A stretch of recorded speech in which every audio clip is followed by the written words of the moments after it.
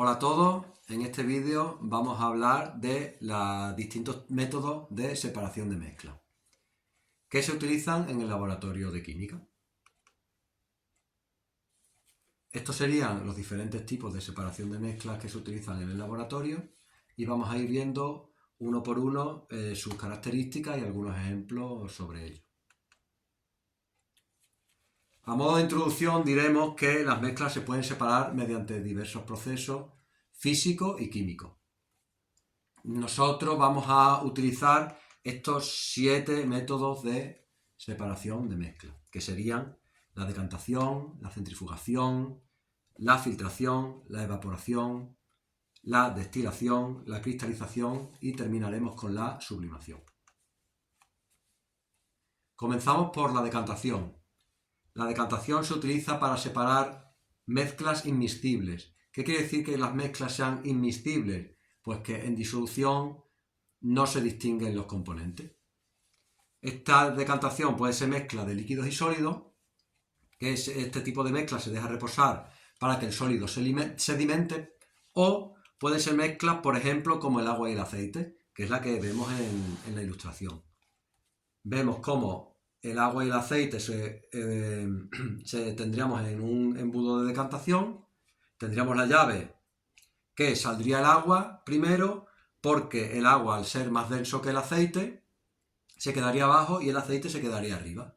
Cuando llegara el enrase del grifo al aceite, cerraríamos el grifo y ya tendríamos la mezcla separada. El siguiente método de separación de mezcla sería el de centrifugación, que es un movimiento rotatorio a gran velocidad. Esto es importante, porque lo que hace es separar mezcla líquido-sólido.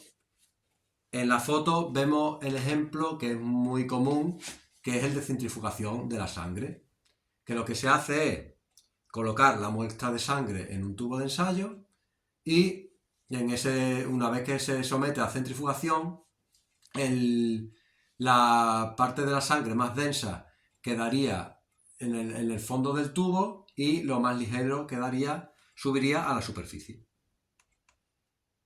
El siguiente método sería el método de filtración, que lo que hace es separar mezcla sólido-líquido y lo que se consigue es recuperar productos o eliminar impurezas que son indeseables. Lo que se hace es pasar la mezcla por un material poroso.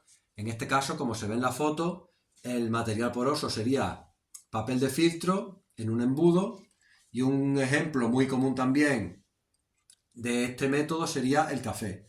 El café se echaría a través del embudo y con el papel poroso, y en el matraz que nos quedaría con el café, que es lo que nosotros queremos, y en el embudo quedarían, gracias al papel de filtro, quedarían las impurezas indeseables.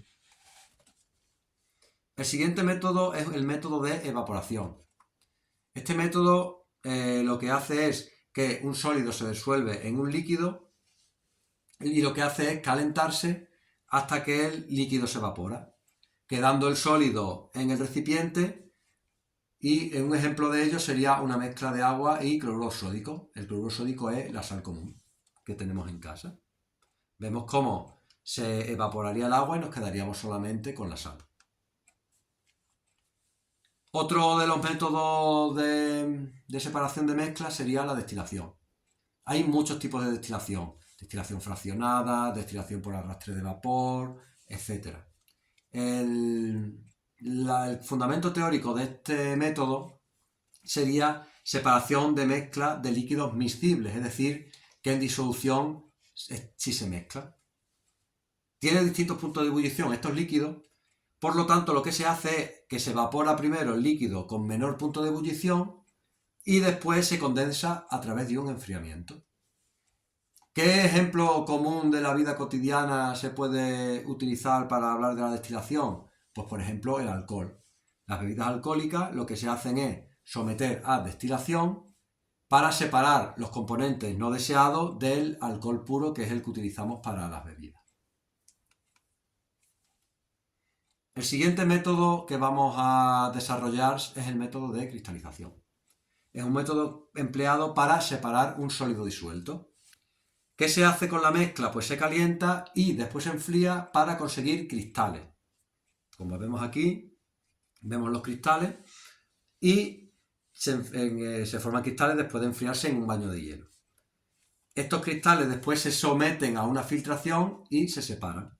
Un ejemplo de cristalización sería los desinfectantes o también un producto dermatológicamente hablando serían las cremas que se utilizan para la piel. Y el último método que vamos a ver es el método de sublimación. La sublimación lo que hace es separar mezclas sólido-sólido. Esas mezclas, a través de un aumento de temperatura, pasan a un estado gaseoso sin pasar por el estado líquido. Por eso se llama el estado de sublimación. Un ejemplo de ello serían el yodo o también las pastillas aromáticas que utilizamos para la ropa, como puede ser el alcanfor o la naftalina.